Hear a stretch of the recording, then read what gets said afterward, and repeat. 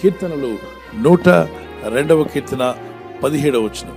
ఆయన దిక్కులేని దరిద్రుల ప్రార్థన నిరాకరింపక వారి ప్రార్థన వైపు తిరిగి ఉన్నాడు.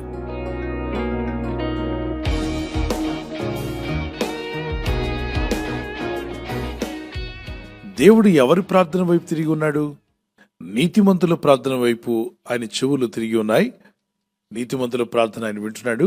అలాగే దిక్కులేని దరిద్రుల ప్రార్థన కూడా నిరాకరించకుండా ఆయన మీ వైపు తిరిగాడట. ఎవరి వైపు అంటే, దిక్కు లేదు నాకు ప్రభా, నాకు దిక్కు అని బాధపడుతున్నావా? నీవు ప్రార్థన చేస్తే దేవుడు నీకు దిక్కు అయి ఉంటాడట. దేవునికి స్తోత్రం కలుగును గాక. అలాగే దరిద్రుల అన్నాడు. చాలా మంది వాళ్ళు దరిద్రులు, వీరు దరిద్రులు అని చెప్తారు. ఓకే, దరిద్ర స్థితిలో ఉండి కూడా నువ్వు ప్రార్థన చేస్తే నీ ప్రార్థన దేవుడు వింటా అంట. దేవునికి స్తోత్రం కలుగును గాక. సో లోకం నీ గురించి, నీ స్నేహితులు, బంధువులు దరిద్ర స్థానంలో ఉన్నావని నేను తక్కువగా చూస్తే నువ్వు భయపడద్దు. దేవుడు నిన్ను ఎక్కువగా చూస్తున్నాడు. దేవుని త్రాసులో నువ్వు తేలిపోవు కానీ ఎక్కువగా తూగుతావు. ధనవంతులు ఎందరో ఉన్నారు, దేవుని త్రాసులో వాళ్ళు తేలిపోతున్నారు. బెల్షజర్, నెబుకద్నెజర్ వాళ్ళంతా గొప్ప రాజులుగా ఉన్నారు ఆ రోజుల్లో. కానీ దేవుని త్రాసులో ఏమయ్యారట? తేలిపోయారు. దేవుని త్రాసులో మనం ఎక్కువగా తూగాలి. అందుకంటున్నాడు, దిక్కులేని దరిద్రుల ప్రార్థన వైపు ఆయన తిరిగి ఉన్నాడు. దరిద్ర స్థితిలో ఉన్నావా? నాకెందుకు ఈ దరిద్రాన్ని కూర్చుంటే నీకు ప్రార్థనకు జవాబు రాదు. ఇబ్బందుల్లో ఉన్నావా? నాకు ఎప్పుడు ఇబ్బందులను కూర్చుంటే నీకు ప్రార్థనకు జవాబు రాదు. ఇంకా బాధలు పెరిగిపోతాయి, సమస్యలు పెరిగిపోతాయి. ఆ వాక్యాన్ని అర్థం చేసుకో. దిక్కులేని దరిద్రుల ప్రార్థన వైపు ఆయనే తిరిగాడంట. ధనవంతులు ఎవరి వైపు తిరుగుతారు? ధనవంతుల వైపు తిరుగుతారు. మనం ఎవరి వైపు తిరగాలి? కాబట్టి మన మనసు ఎవరి వైపు తిరుగుతుందో ఆలోచన చేయండి. మనం చేసిన సృష్టికర్త వైపు మన మనసు తిరగాలి. ఎబ్బేష్ తన దగ్గర ఏమీ లేదు. వేదనలో ఉన్న నా బ్రతుకు ఎవరు బాగు చేస్తారని దేవుడైన ప్రభునకు ప్రార్థన చేయడం ప్రారంభించాడు. దేవా, నా సరిహద్దులను విశాలపరచు. ఏ స్థితిలో ఉన్నాడు? దీన దరిద్ర స్థితిలో ఉన్నాడు. ఇక్కడ వాక్యం ఏం చెప్తుంది? ఆయన దీన దరిద్రుల, దిక్కులేని దరిద్రుల ప్రార్థన వైపు ఆయన తిరిగి ఉన్నాడు. కొంతమంది మీరు అనుకోవచ్చు, భక్తుల ప్రార్థన వైపే దేవుడు తిరిగాడేమో, ఆ సేవకులు చేసే ప్రార్థన వింటాడేమో, మా ప్రార్థన వినడేమో, మేము దరిద్రులం కదా, దిక్కులేని వారం కదా, మా ప్రార్థన వినడేమో అనుకుని మోసపోతున్నటువంటి నా సహోదర సహోదరులు ఎవరన్నా ఈ మాటలు వింటుంటే, నీ ప్రార్థన వైపు దేవుడు తిరిగి ఉన్నాడు. నువ్వు ప్రార్థిస్తే నీకు సహాయం చేయడానికి నీ ప్రార్థన వైపు తిరిగాడట. మీ భోజనం టేబుల్ వైపు తిరగలేదు ఆయన. మీ ఇంట్లో ఏదో వండుకున్నారు, దాని వైపు, తిండి వైపు తిరగడు. మీ బ్యాంకులో బ్యాలెన్స్ ఉందంటే మీ వైపు తిరిగే దేవుడు కాదు ఆయన. ఆయన ఎవరి వైపు తిరిగంటే, దిక్కు లేదు నాకు అని ఏడుస్తున్నావే, వారి వైపు ఆయన తిరిగి ఉన్నాడట. నేను నీకు దిక్కై ఉంటాను బిడ్డ, భయపడకు. కలిసి పాడదాం. స్తుతుల మధ్యలో నివాసం చేసే దూతల పొగడే దేవుడాయనే. స్తుతుల మధ్యలో నివాసం చేసే దూతల పొగడే దేవుడాయనే. వేడుచున్న భక్తుల మొరలు విని, వేడుచున్న భక్తుల మొరలు విని, దిక్కులేని పిల్లలకు దేవుడాయనే, దిక్కులేని పిల్లలకు దేవుడాయనే. వేడుచున్న భక్తుల మొరలు విని, వేడుచున్న భక్తుల మొరలు విని, దిక్కులేని పిల్లలకు దేవుడాయనే, దిక్కులేని పిల్లలకు దేవుడాయనే. ఆయనే నా సంగీతము, బలమైన కోటయును, జీవాధిపతియు ఆయనే. జీవిత కాలమెల్ల స్తుతించెదను, జీవాధిపతియు ఆయనే. జీవిత కాలమెల్ల స్తుతించెదను ఆయనే. ఈ లోకంలో కొందరు నిన్ను బెదిరించవచ్చు, నీ దిక్కున్న దగ్గర చెప్పుకోపో అని వాళ్ళు ఉన్నారా?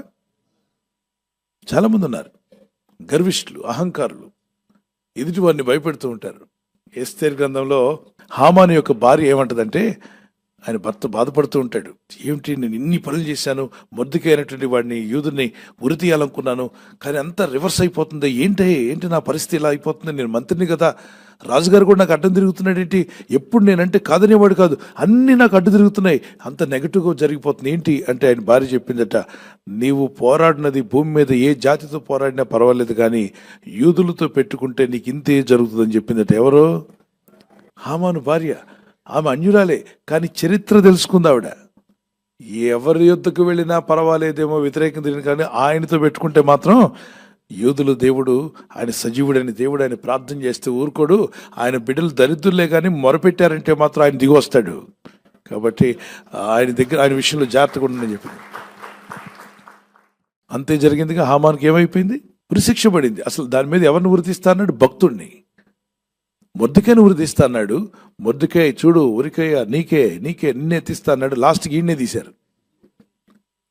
దిక్కుని దగ్గర చెప్పుకోపో అన్నాడు. మొర్దెకాయ నా దిక్కుని దగ్గర చెప్పుకుంటా అని చెప్పి 3 రోజులు ఉపవాస ప్రార్థన చేశాడు. ఎస్తేరు కూడా దేవా కనికరించమని 3 దినాలు. అంటే ఉపవాస ప్రార్థనలో జవాబులు వస్తాయా? మీరు ఉపవాసాలు ఉన్నప్పుడు మీరు చదవాల్సిన గ్రంథాల్లో ఎస్తేరు గ్రంథం కనీసం 4 సార్లు 7 సార్లు చదవండి. అక్కడ జరిగిన విషయాలు గమనించండి. నువ్వు శత్రువులను క్షమించు, ప్రార్థన చేయి. ఆయన ఎప్పుడు ఎవరికి ఎలా చేయాలో ఆయనకి బాగా తెలుసు. ఎవరిని ఎప్పుడు ఏ విధంగా వంచాలో ఆయనకి బాగా తెలుసు. ఎప్పుడు ఎక్కడ ఎవరిని కొట్టాలో ఆయనకి తెలుసు. ఎవరిని గద్దించాలో ఆయనకి తెలుసు. కాబట్టి అన్నీ ఎరిగిన దేవుని మీద ఆధారపడదామని వారి చేతిని పైకెత్తగలరా? ప్రార్థన చేసుకుందాం. నీ ప్రజలు ప్రార్థిస్తుండగా మా ప్రార్థనలకు జవాబు మా కంటి ముందే ఉంచుతావు నాయన. నీ ప్రజలు ఎవరైతే కన్నీళ్లతో ప్రార్థిస్తున్నారో వారికి ప్రార్థనకు జవాబు వారి ఇంటి ముందుకు వచ్చునుగాక. సహాయం దయచేసి బలపరచండి. నీ ప్రజలను ఆదుకున్నవాడు నీవే. నేను హాస్పిటల్లో ఉండి మొరపెడుచున్నారు, ఐసీలో మొరపెడుచున్నారు, అనారోగ్యంతో ఇళ్ల దగ్గర ఉండి మొరపెడుచుండగా ఈ ప్రేయర్ టీంలో ఉదయకాలం సాయంకాలం మానక ప్రార్థనలో పాల్గొంటూ మొరపెడుచున్నటువంటి దైవ సేవకులు, పెద్దలు, చిన్నలు మా అందరి ప్రార్థనలకు జవాబులు మీరు అనుగ్రహించారని నమ్ముచున్నాం డాడీ. ప్రతి ఒక్కరు విన్నపాలను ఆలకించి ఆశ్చర్యకరుడు, అద్భుతకరుడు, ఆలోచనకర్త, అద్భుతమైన కార్యాలు, ఆశ్చర్యమైన కార్యాలు నీ ప్రజల జీవితాల్లో జరిగించి మహిమ పొందండి ప్రభా. ఈ ప్రజలు చేస్తున్న ప్రయత్నాలు ఫలింపచేయండి.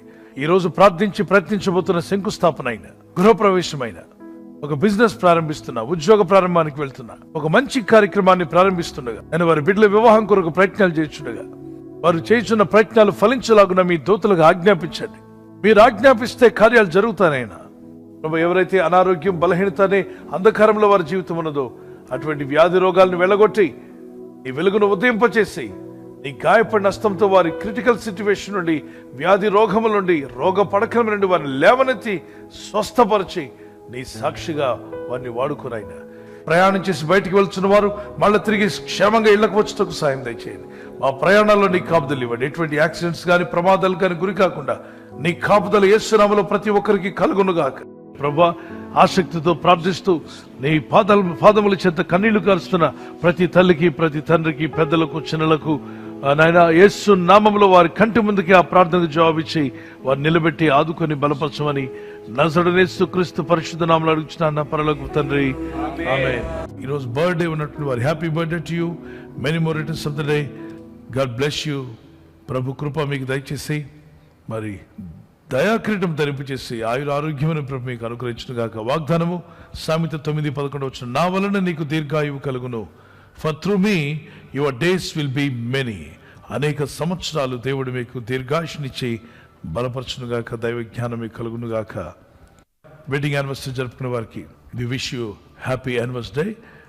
ప్రభు మిమ్మల్ని దీవించును గాక. The promise of God for you, Proverbs chapter 8:17. I love those who love me and those who seek me find me. నన్ను ప్రేమించు వారిని నేను ప్రేమించున్నాను, నన్ను జాగ్రత్తగా వెతుకువారు నన్ను కనుగొందురు. మీరు జాగ్రత్తగా వెతకండి. ఎక్కువనే వెతుకుతున్నారు ప్రభుని. ప్రభు మీరు కనుక్కుంటారు, ప్రభుని మీరు కనుక్కుంటారు. ప్రభు మిమ్మల్ని తనకు తాను మిమ్మల్ని ప్రత్యక్షపరుచుకుంటాడు. ఆయన ప్రేమ అనురాగాలు మీ ఇంట్లో ఉండాలి. Love and affection between husband and wife. Let the peace of Christ rule over your house. Let the Lord Jesus Christ be Lord over your family life, your personal life, your financial. మీ ఆర్థిక విషయాల్లో, మీ కుటుంబ జీవితంలో, మీ దాంపత్య జీవితంలో కూడా ప్రభువే, యేసే మీకు ప్రభు అయి ఉండి మిమ్మల్ని దీవించి నడిపించును గాక. ఎన్నో యానివర్సరీలు చేసుకునే కృప ప్రభు అయిన యేసు మీకు అనుగ్రహించును గాక. ఆమేన్. God bless you. ఈ ఛానల్ మీరు సబ్స్క్రైబ్ చేసుకోవడం వలన 2 పనులు జరుగుతున్నాయి. ఒకటి, సువార్త జరుగుతున్నది, ఆత్మలు రక్షించబడుతున్నాయి. రెండవది, పేదలకు, అనాథలకు ఈ ఛానల్ ద్వారా సహకారం అందించడం జరుగుతుంది. మనం సబ్స్క్రైబ్ చేసుకోవడం వలన అందరికీ సహాయం చేసిన వారమవుతున్నాం. ఖచ్చితంగా ఈ యూట్యూబ్ ఛానల్ ను సబ్స్క్రైబ్ చేసుకొని బెల్ బటన్ ను క్లిక్ చేయండి. మీకు వెంటనే మెసేజెస్ పంపబడతాయి.